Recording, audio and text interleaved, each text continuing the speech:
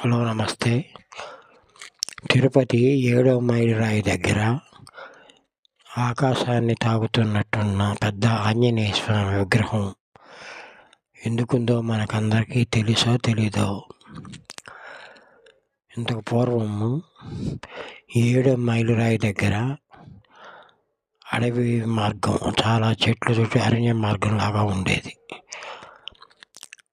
ఇక్కడ 1979లో ఒక మహిళను హత్య చేసినట్టుగా కూడా ఒక కథనం.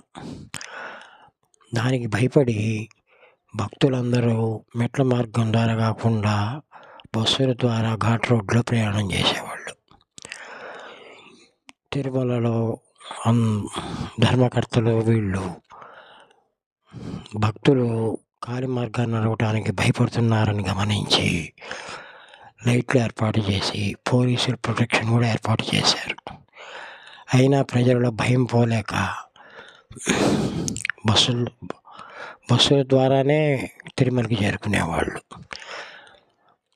అందుకని 1980లో ఒక తిరుమల ఎగ్జిక్యూటివ్ ఆఫీసరు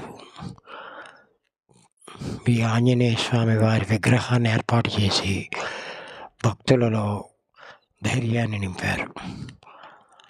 అప్పటి నుంచి ఇక్కడ దర్శనం చేసుకుని ఆంజనేయ స్వామిని కాలినడకన భక్తులు తిరుమలకి చేరుకోవడం ప్రారంభించారు. ఈ ఆంజనేయ స్వామి